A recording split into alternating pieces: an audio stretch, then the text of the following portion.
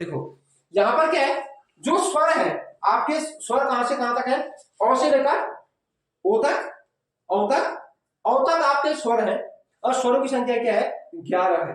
कितना है, 11 है।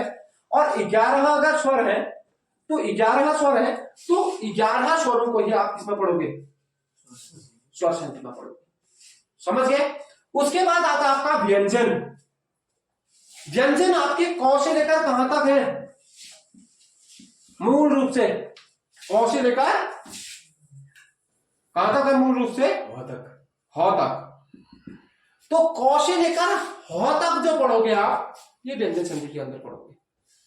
श त्र ज्ञ तो वो क्या है, संयुक्त व्यंजन, ठीक है, उनको नहीं पढ़ोगे आप। क से लेकर ह तक जो भी पढ़ोगे ये व्यंजन संधि में पढ़ोगे। ठीक हो गया। विसर्ग संधि में सिर्फ आप क्या पढ़ोगे, अह को क्या बोलता है, विसर्ग बोलते हैं। तो आप विसर्ग संधि में जो भी पढ़ोगे क्या पढ़ोगे, अह के बारे में पढ़ोगे। समझ गए। अब आपने पहला पढ़ा था स्वर संधि।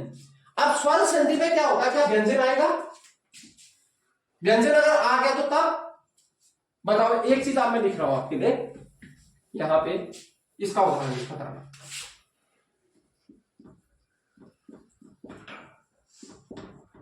ये कौन सी संधि है, क्यों, व्यंजन का स्वर से मेल हो रहा है। व्यंजन का किससे मेल हो रहा है, स्वर। बता भाई यहां पर कैसे व्यंजन है संधि, बता कैसे व्यंजन है वहां पर। मैंने क्या बोला था, पहले वर्ण का क्या लेना है, अंतिम, और दूसरे का क्या लेना है, फर्स्ट वर्ण। अब बता पहले शब्द का अंतिम वर्ण क्या है, व्यंजन है। क्यों है व्यंजन, क्योंकि इसमें कोई मात्रा ही नहीं है। मात्रा। समझ गया, हलंत लग गया तो इसका मतलब क्या है, ये आधा है, ये व्यंजन है। समझ गए। और यहां व्यंजन है और यहां क्या है, स्वर है। क्या ये स्वर संधि होगी, नहीं होगी, ये क्या होगा, व्यंजन संधि होगी। क्योंकि व्यंजन का किससे मेल हो रहा है, स्वर से मेल। ये हो सकता है व्यंजन संधि में, मगर स्वर संधि में व्यंजन से स्वर का मेल नहीं हो सकता। यहां सिर्फ स्वर प्लस स्वर ही आएगा और कुछ नहीं आएगा स्वर संधि में। पहला स्वर है तो दूसरा भी स्वर ही होगा, अगर दूसरा स्वर है तो पहला भी स्वर ही होगा।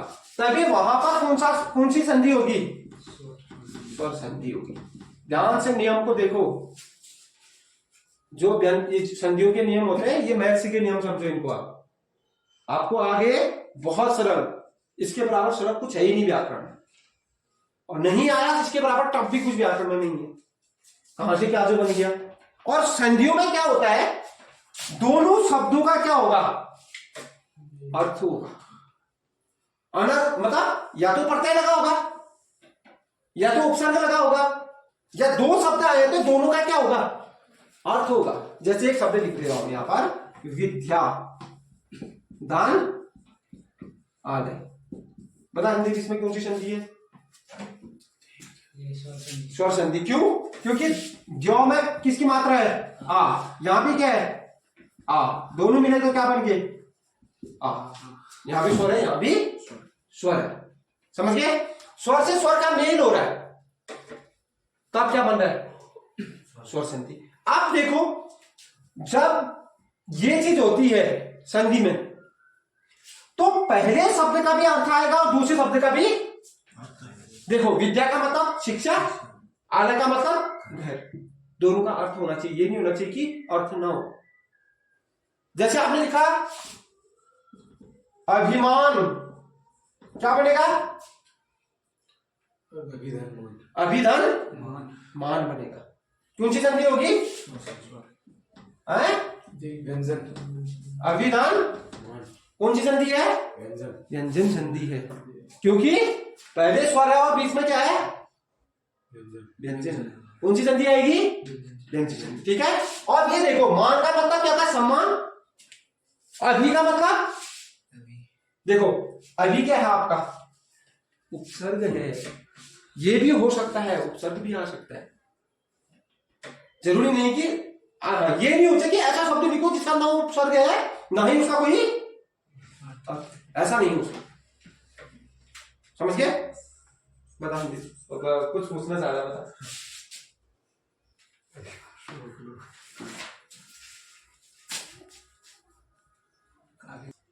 देखो अब यहां पर स्वर संधि के भेद हैं।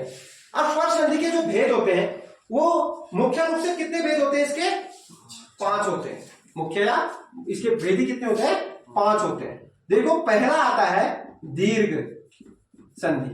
क्या आता है? दीर्घ स्वर संधि। क्या आएगा? दीर्घ स्वर संधि। ये पहला भेद है इसका। ठीक। दूसरा भेद आएगा इसका गुण स्वर संधि। समझ गए? तीसरा जो भेद होगा वो कौन सा आएगा? वृद्धि स्वर संधि। वृद्धि स्वर संधि इसका तीसरा क्या है? भेद है। अगला आएगा आपका यण संधि। कौन सा आएगा? यण स्वर संधि। और उसके बाद जो आएगा अयादि स्वर संधि। देखो इसमें है पहला दीर्घ स्वर संधि, दूसरा है गुण स्वर संधि, तीसरा है आपका वृद्धि स्वर संधि, फिर आपका यण स्वर संधि, फिर आपका क्या? अयादि स्वर संधि। ये इसके कितने भाई भेद हो गए? ये हो गए इसके 5 भेद। सिर्फ स्वरों का खेल कहा था। जहां पर मैं शॉर्ट ट्रिक बता रहा हूं आपको एक, कि उसको मैं डिटेल में बताऊंगा। पहले एक शॉर्ट ट्रिक बता रहा हूं, डिटेल में फिर जाऊंगा। ठीक है? आगे देखो विस्तार पूर्वक फिर बताएंगे। जहां पर आ होगा, आ की मात्रा जिस भी शब्द में होगी, बड़ी ई की मात्रा जिस भी शब्द में होगी, और बड़ा ऊ की मात्रा जिस शब्द में भी होगी, वहां पर कौन सी संधि आएगी? दीर्घ संधि होगी। समझ गए? वहां पर कौन सी संधि? वहां हमेशा दीर्घ संधि आएगी। और जहां पर क्या आएगा? जहां पर ए की मात्रा हो, जहां पर ओ की मात्रा हो, और जहां पर क्या हो? री की मात्रा हो, वहां पर क्या आएगा? गुण संधि आएगी। वहां पर कौन आएगा? वहां पर गुण संधि का खेद होगा। पढ़ दे मैंने, और ये पढ़ दे ई ई उ ए आई ओ। ठीक है? उसके बाद क्या आएगा आपका? जहां पर क्या होगा? अ आएगा, और जहां पर औ आएगा, वहां पर कौन सी संधि? समझ गए?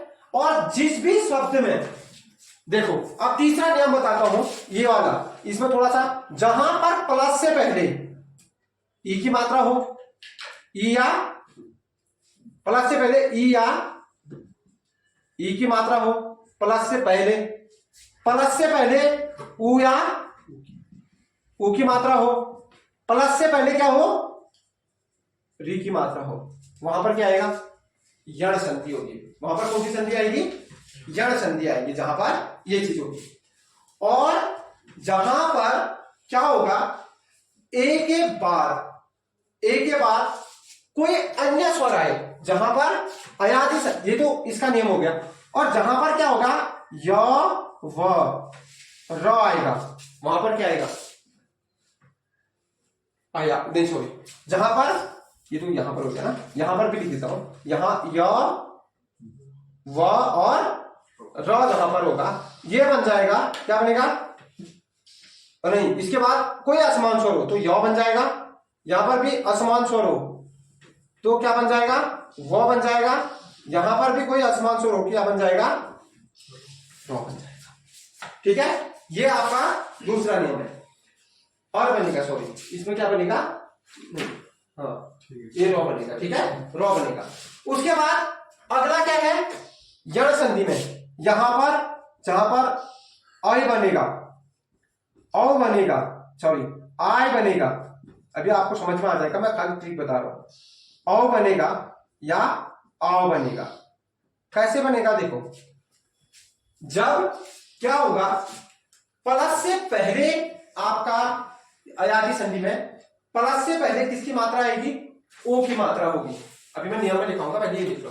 ये शॉर्ट ट्रिक है, जहां पर क्या आए, आय आय आय आय औ आय आव आय, वहां पर अयादी संधि। जहां पर य व र आए और प्लस से पहले ई या ई की मात्रा हो, उ या उ की मात्रा हो, और जगह कहीं नहीं आएगी। ये प्लस से पहले ई और ई उ और री की मात्रा प्लस से पहले कभी नहीं आएगी। इसके अलावा यण संधि के अलावा प्लस से पहले कभी नहीं आएंगे। ये ध्यान देना इस बात को, ठीक है। ये प्लस से पहले कभी भी नहीं आएंगे। और आपका दूसरी बात, प्लस से पहले यहां पर ये प्लस है, प्लस से पहले ए की मात्रा, आई की मात्रा, ओ की मात्रा और ओ की मात्रा भी कभी नहीं आएंगे। अगर ओ आएगा तो क्या बन जाएगा, आय बन जाएगा, और यहां ओ आएगा तो आ बन जाएगा, ठीक है। जैसे आपका इसके बाद ओ के बाद क्या आ गया, तो ये बन गया ना, ओ बन गया। अगर इसके बाद क्या आए, ओ आ जाए, क्या बन जाएगा, आओ बन जाएगा। अगर यहां पर ओ आ जाए, आओ बन जाएगा। यहां पर ओ आ जाए तो क्या बन जाएगा, आओ बन जाएगा। ये तो मैंने खाली आपको एक इसके ट्रिक बता रखे हैं जो आप याद कर सकते हो। जहां पर भी आई आय आय औ आव आ जाएगा, अयादी संधि। जहां पर य व र बीच शब्द में आएगा, मगर प्लस से पहले, इसको याद करने का सबसे अच्छा तरीका है, इसको भूल जाओ, इसको याद रखो कि प्लस से पहले ई की मात्रा हो, प्लस से पहले उ की मात्रा हो, प्लस से पहले री की मात्रा हो। जिस भी संधि में, जिस भी शब्द में प्लस से पहले ये मात्राएं होंगी, मगर प्लस के बाद यही नहीं होना चाहिए, अलग होना चाहिए। सेम होगा तो दीर्घ संधि बन जाएगा।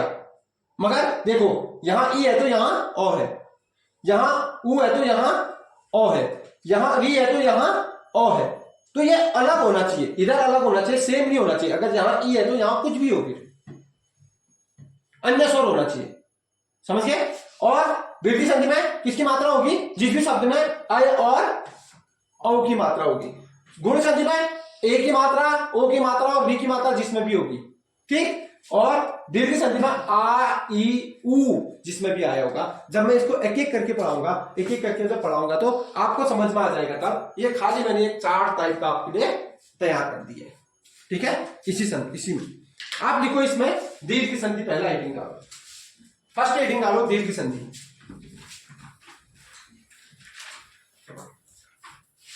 दीर्घ संधि डालो।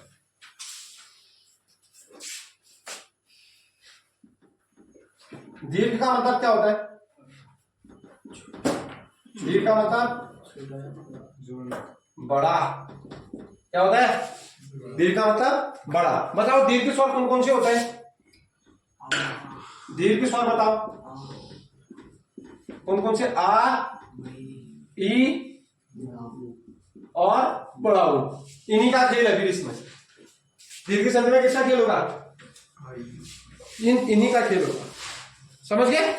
अब देखो, जहां पर क्या होगा, जिस संधि में और ई उ के, देखो जहां पर इसका अगर हम संस्कृत सूत्र देखें, क्या आता है, अक सवर्णे दीर्घ, अक सवर्णे दीर्घ होता है इसका मतलब। जो अक प्रतिहार होते हैं वो जब आपस में मिलते हैं तो क्या बनाते हैं, दीर्घ स्वर बनाते हैं। इसका संस्कृत सूत्र है। परसों पूछा था ना, कुछ गुण संधि का सूत्र पूछा था, संस्कृत में पूछा था। देखो फिर देखो, जब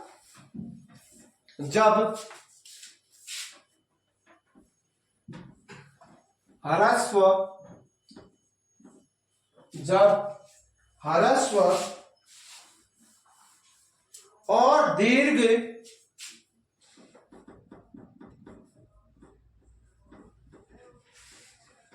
जब ह्रस्व और दीर्घ के बाद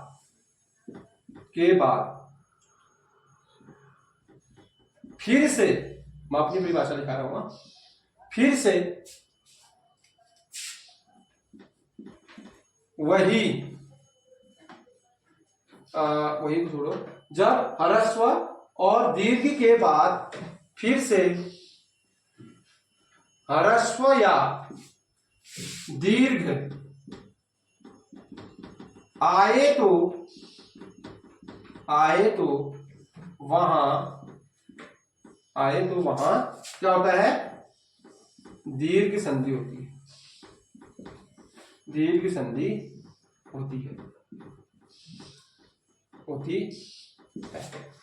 देखो, जब ह्रस्व और दीर्घ के बाद फिर से ह्रस्व या दीर्घ आए तो वहां क्या होगा, दीर्घ संधि होगा। ठीक है, या तो ह्रस्व आता है या तो दीर्घ, कोई भी हो सकता है। ठीक है,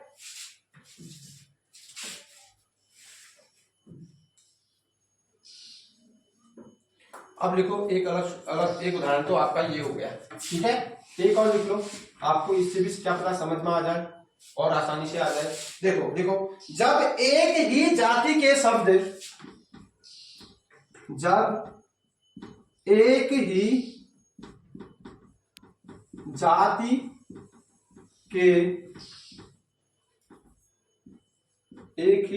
के शब्द, जब एक ही जाति के शब्द पास पास आ जाए, पास पास आ जाए, पास पास आ जाए, तो उन दोनों, तो उन दोनों, उन दोनों, तो उन दोनों के मेल से, के मेल से, के मेल से, के मेल से उसी जाति का दीर्घ स्वर बन जाता है, उसी जाति का दीर्घ स्वर बन जाता है, बन जाता है, वह दीर्घ स्वर कहलाता है। क्या कहलाता है? वह दीर्घ स्वर कहलाता है, कहलाता है। वह क्या कहलाएगा? दीर्घ स्वर कहलाएगा। समझ गए? आपको दो परिभाषा दे दी गई हैं, आपको जो बेटर लग रही है, जो अच्छी लग रही है, जो आपको ये समझने में आसान है, उसको याद करो। वैसे दोनों आसान है। देखो ऊपर में मैंने क्या कर रखा, आपने दीर्घ स्वर पढ़े थे, ह्रस्व स्वर पढ़े थे, जिसने पढ़े थे उनको तो ये समझ में आ रहा होगा। अब देखो, जो इसमें ह्रस्व स्वर होते हैं, ह्रस्व स्वर होते हैं आपके अ, ई, उ और री, ये होते हैं ह्रस्व स्वर। इनके दीर्घ स्वर होते हैं। दीर्घ स्वर कौन कौन से होते हैं? देखो, अ प्लस अ बराबर आ, इसका दीर्घ है ये। ठीक, ई प्लस ई बराबर बड़ा ई, ये इसका दीर्घ है। और उ प्लस उ बराबर बड़ा उ, ये इसके दीर्घ है। मैंने क्या लिखा? जब ह्रस्व और दीर्घ के बाद फिर से ह्रस्व और दीर्घ आए तो वो क्या बन जाता है? दीर्घ संधि हो जाती है वहां पर। देखो यहां पर दो अ मिले आ बना दिया, दो ई मिले बड़ा ई बना दिया, दो उ मिले बड़ा उ बना दिया। जहां पर ऐसा होगा कि या तो आपका क्या आ जाए, ओ प्लस ओ आएगा तो तब भी क्या बन जाना है? आ प्लस आ भी आएगा तब भी क्या बन जाना है? आ ही बनना है। ई प्लस ई आ जाए तो तब भी क्या बनना है? ई ही बनना है। ई प्लस ई भी आ जाएगा तब भी क्या बनना है? ई ही बनना है। ठीक है, जब इसको एक एक करके सूत्र में पढ़ोगे आपको और आसानी से आ जाता है। चलो लिखो पहला नियम। अब लिखो फर्स्ट नियम, इसका पहला नियम लिखो दीर्घ संधि का।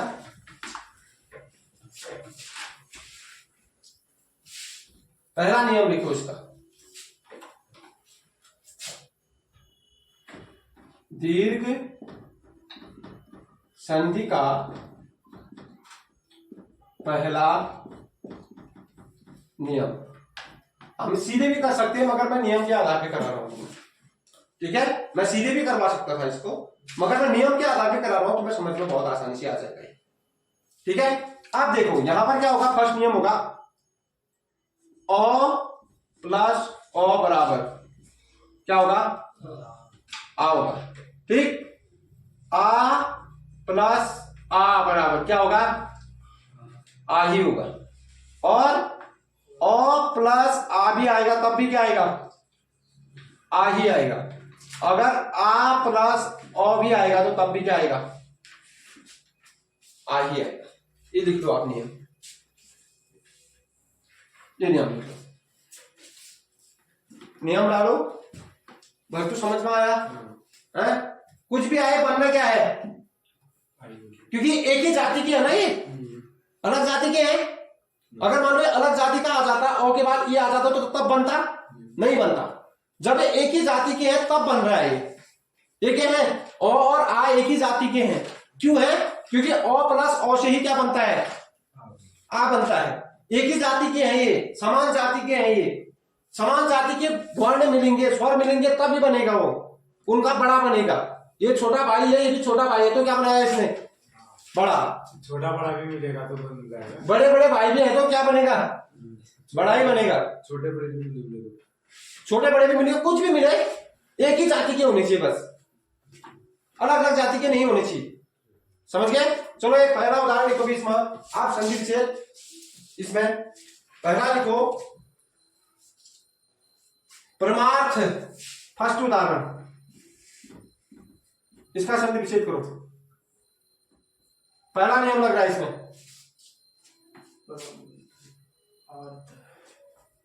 परम धन अर्थ। अर्थ का कोई अर्थ होता है तारा, अर्थ का कोई मीनिंग होता है, अर्थ का मतलब मीनिंग्स। ठीक, इसका अर्थ क्या बनेगा, परम धन अर्थ बनेगा।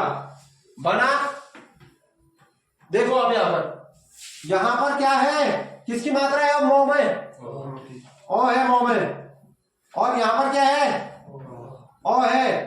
पहला नियम आ गया तो क्या बन गया, आ बन गया। अब तुमने इस ओ की जगह और इस ओ की जगह क्या लिखना है, आ लिखना है। अब तुम्हारा तुमने निकाल दिया तो यहां क्या बच गया, प्रम बन गया, बच गया। और प्लस इस आ को बीच में डाल दो, क्योंकि इन दोनों के स्थान पर आपने क्या लिखना है, आ लिखना है। यहां से भी और निकाला तो बचा क्या है, लास्ट में बचा है। अब तीनों को मिलाओ, पर मो के साथ आ मिला दो, मा, लास्ट में थो है, क्या हो गया, परमार्थ हो गया। हुआ, आया समझ में? अगला करो, अगला लिखो एक और, वेदांत। बताओ।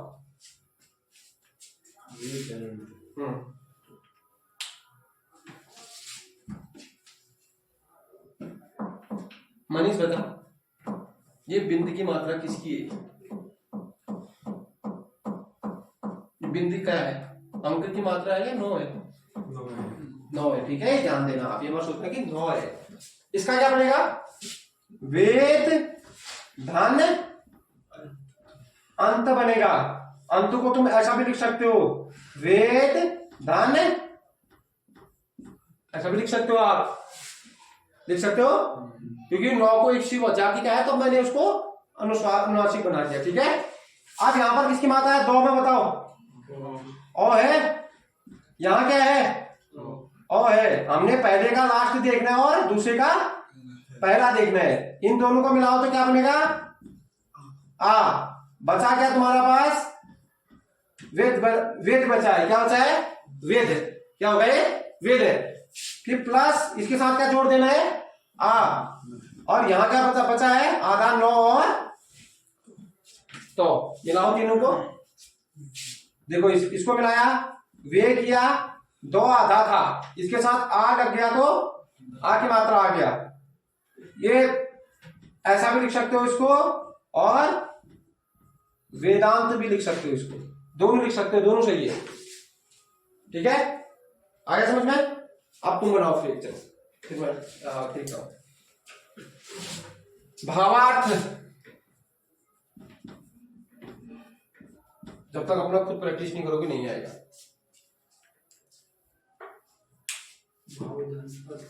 भावधन, भाव का मतलब क्या होता है, अपने विचार, अपने फीलिंग्स। और अर्थ का मतलब बताना, अपने विचारों को बताना, उसके बारे में बताना, उसका अर्थ क्या है, तुम कहते हो ना, कभी किसी ने कहा तुमसे कि तुमने कुछ और ही बोला और उसने कुछ और समझ दिया, तुम क्या बोलोगे? अरे भाई मेरे कहने का मतलब मेरा अर्थ तो समझ, मेरे क्या भाव थे उसका अर्थ तो समझ, बोलते हो। तो ये भाव धन क्या बनेगा? देखो क्या बनेगा, भाव धन अर्थ। यहां पर भी क्या है, ओ है, यहां फिर ओ है, इन दोनों को मिलाओगे तो आ बन गया, ये भव बन गया, और यहां खाली थ ऊपर पे रहेगा, और तीनों को मिलाओगे तो भाव, आ की मात्रा भावा, पीछे थ लगा दो, क्या बन गया? भावार्थ था, ये भावार्थ था ना, भावार्थ। हाँ क्या बन गया? भावार्थ बन गया। बन गया, आया समझ में या नहीं आया? अब मैं नहीं बताऊंगा। अब जो दूसरा नियम है सेम चीज होगी, दूसरा नियम लगेगा इसमें, ये वाला। अब तुम बनाओगे इसको, बी वाला नियम लगेगा, ठीक है? कोई भी नियम लग सकता है, बस तुमने शब्द बनाने। चलो 4 नियम ये वाले। हाँ, चार ही उदाहरण कराऊंगा मैं, अब ज्यादा नहीं कराऊंगा, ठीक है? दूसरा लिखो, कृपालु, बनाओ इसको।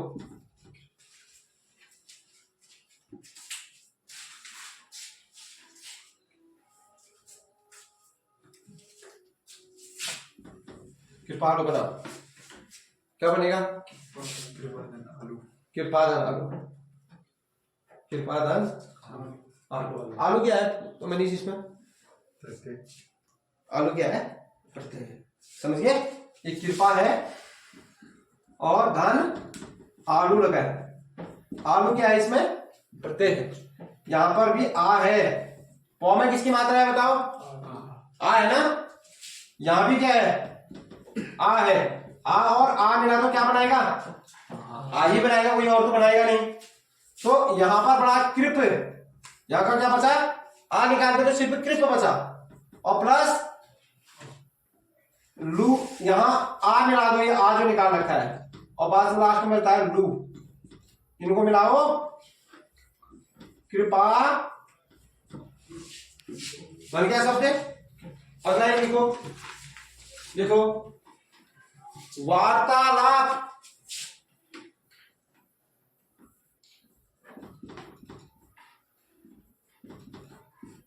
बनाओ इसको।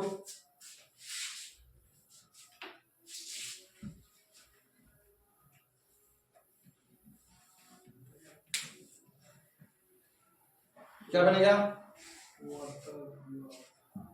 वार्ताधन आलाप बनेगा। क्या बनेगा? आलाप है, वो आलाप कर रहे हो, आलाप करने का मतलब आलाप बनेगा, आलाप बनेगा। आलाप, आलाप किसी क्या होता है बताना? वार्ता में कुछ कहना, वार्तालाप, एक दूसरे से बात करना, क्या होगा? वार्तालाप। समझ गए? आ जाएगा ये। अगला लिखो, अगला नियम है तुम्हारा इसमें, देखो छात्रावास, इसको बता दूं, वार्ता आ गया, क्या आ गया? आलाप आ गया। यहां से आ की मात्रा आई, क्योंकि रो इधर आ रहा है, आया तो आ बन गया, ये बन गया क्या? वार्त बन गया, क्या बन गया? वार्त, धन आ, धन लय, तीनों को मिलाओगे तो वार्ता लाभ, लाभ है यार, लाभ है ना, वार्तालाप, ठीक है? समझ गए? आगे समझ गए? अगला लिखो, फिर लिखो छात्रावास, इसका करके दिखाओ। छात्र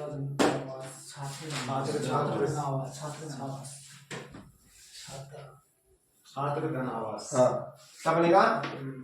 छात्र छात्रावास, क्या बनेगा?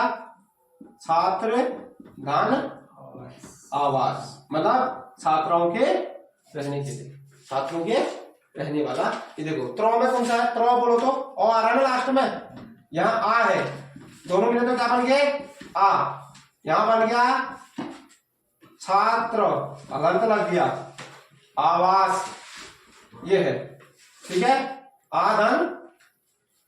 आधन वास करोगे, अब मिला दो इसको, छात्रा वास बन गया तुम्हारे। आगे समझ में? संदीप आ रहा नहीं? चलो अगला लिखो फिर। अब दूसरा नियम लिखो इसमें, ये हो गया ये ज्यादा नहीं दिखाता मैं, एक और कर लो चलो। रत्नाकर, रत्नाकर लास्ट करो इसको, दो दो करा रखे हैं तो दो इसको भी करो। रत्नदान आकर,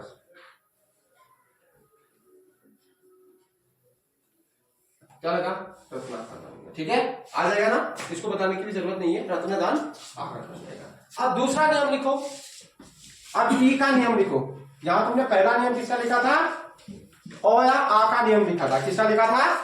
पहला लिखा था आपने जो नियम था, ओ या आ का नियम था, ठीक है, ये ओ या आ का नियम था। अब आपको दूसरा नियम लिखना है, ई या ई का नियम, ठीक है। अब इसमें देखो, अगर ई प्लस ई बराबर क्या होगा? ई हो जाएगा, समझ गए? बड़ा ई प्लस बड़ा ई तो क्या बन जाएगा? बड़ा ई ही बनेगा। कुछ भी आए बड़ा ही बन रहा है उसमें, तभी दीर्घ संधि कहा गया है इसको। फिर ई प्लस ई भी क्या आएगा? बड़ा ई ही बनेगा। और यहां पर अगर बड़ा ई पहले भी आ जाए, बाद में कुछ भी आ जाए, छोटा आ जाए, तब भी क्या बनेगा? ई ही बनेगा, ठीक है। ये नियम है आपका।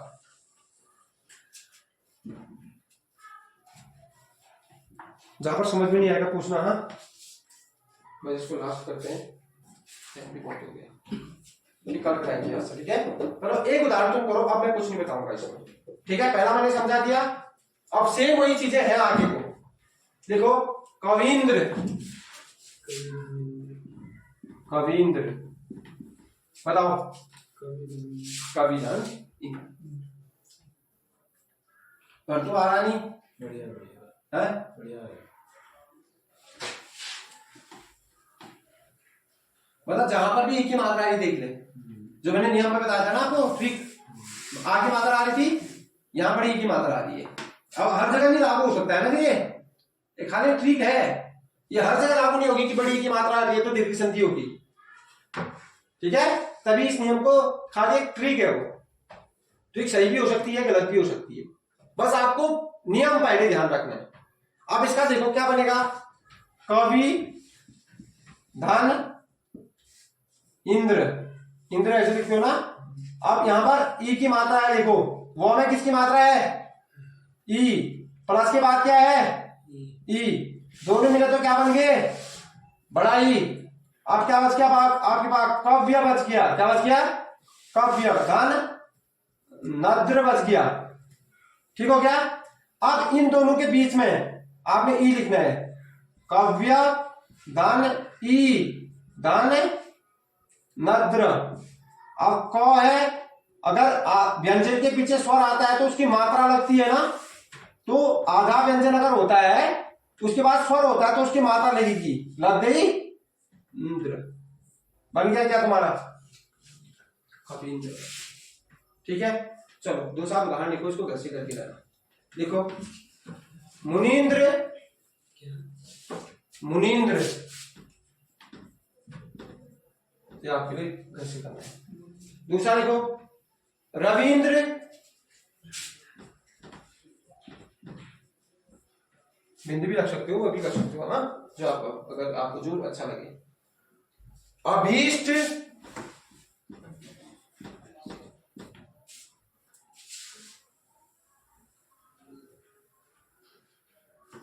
हरीछ,